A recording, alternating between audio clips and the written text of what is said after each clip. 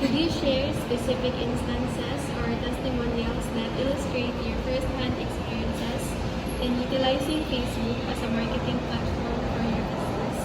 Okay, so first, nagbuhat ko sa page sa Facebook. Ang una na-encounter na ko is more likes and more sharing sa akong product. Then, nasad mga estudyante nga kanang nikalit na lang kanang share gani or comment gani sa products na ko, like how much, na. So, ang una na-feel na ko ato is parang nalipay ko kay muna ang pinaka-positive way or like positive na outcome gani sa ako ang sa akong page. Then, ikaduha kay, in what ways has the utilization of Facebook impacted your strategies for promoting and selling your products and services? Okay, so ang naka-impact guro sa ako ang strategies ang strategies manggod na ko sa una is like kanagaling sunod-sunod nga uploading sa akong products. Then naka-impact guro ang kuan ang katong gitawag nila nga algorithm gani, di ba? If ever nga nay mga sa Facebook magud kung unsay imong gi-click kay mao gyapon ang mogawas kada adlaw sa imong kuan. So ang naka-impact ana since di man halos tanan kay hilig sa business nga ako ang kuan kanang mga beats gani. So ang naka-impact ana since sunod ko upload kuan kanang di na nila makita ako mga kanagaling previews nga gi-upload, so natabunan na siya. So mana akong difficulties na nakakuan.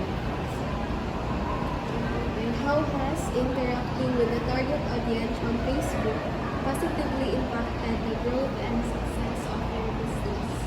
Okay, so siguro ang mga naka-mention ko ganina, akong target na audience is mga estudyante sa kay di ba kasagaran sa kuan sa mga ka-age na to or kanang mga estudyante karon is mga static naman kay tanan. So ang target nako is student. Then akong gibaligya ato is katong kuan katong Taylor Swift gani nga bracelets. Then nasad ko yung mga feel na ko ang strategies nga akong way is kanang kuan katugaling mga collections like inana. So mana naka-impact sad na ang mga collections nga mga sikat.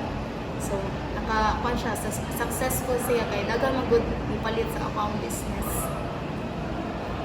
So sa second part, kay, what difficulties have you encountered when using Facebook as a marketing platform? Okay, so difficulties, daghan jud ko na experience na difficulties like katong i-mention ako ganina is nagkatumatabunan ako mga posts, sige ko upload.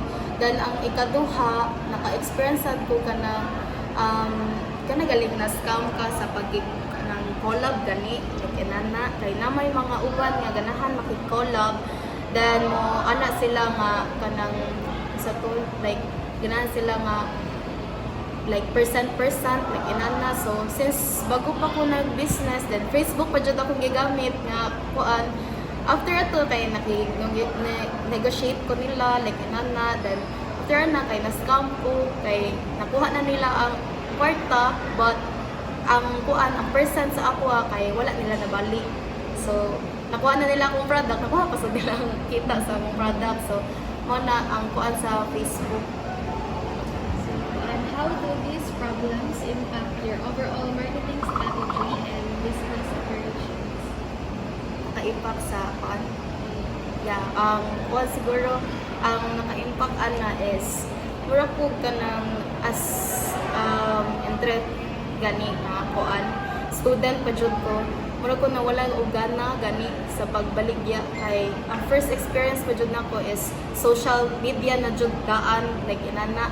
So mura siya makawala og gana since difficulties naka-impact jud siya sa like di lang ingon sa kanang physical nga kuan but sa mental sad kay na pressure sad ko unsa ako pag way gani nga saan ako pagbaligya o saan ako like sa next nga strategy nako like inana. So man akong siguro naka-impact sa ako sa business kay wala like ni down jud ang kuan ni down jud ang katong mga nipalit nako since murag di naman good na migana na akong page like inana.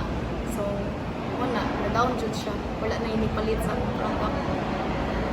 Second, could you provide more details about a particular obstacle you encountered when using Facebook for marketing and explain how this obstacle influenced your overall marketing strategy and business operations? Mga obstacles na experience specific.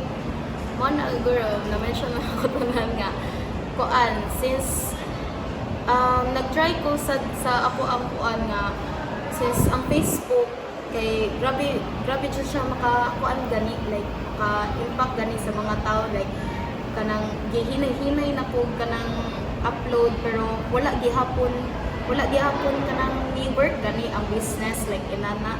So, one of the obstacles sad kay bisag unsaon nimo nga strategies, basta di jud sikat imuhang business, wala gihapon siya kanang sa to effect gani sa mga tao nga mopalit sa imuha. So, wala gihapon na success ang business nako atong time. So, ikatulo, and then third part, kay what ways or strategies have you utilized to overcome the difficulties you encountered in utilizing Facebook as a marketing platform? I think kuan na-try ko nga since ang page kay ni down naman jud siya, try ko nga mag-post sa mismo nga account nako para daghan sa makakita. Then mo na nagunahon ako lain na ways, like chat ko, like tagsa-tagsa nga nag-chat ko sa kuan sa akong mga friends, then iana ko nga share sa nila sa Facebook para daghan og makakita sad sa akong page niya. Kuan sa pagtulong next na kuan question. Have you sought assistance, guidance, or advice from others in addressing the challenges you encountered on Facebook? And if so, how did it help? Actually kay dagan ko na kailangan na sila business nga gigamit sa ang Facebook or other platforms sa social media.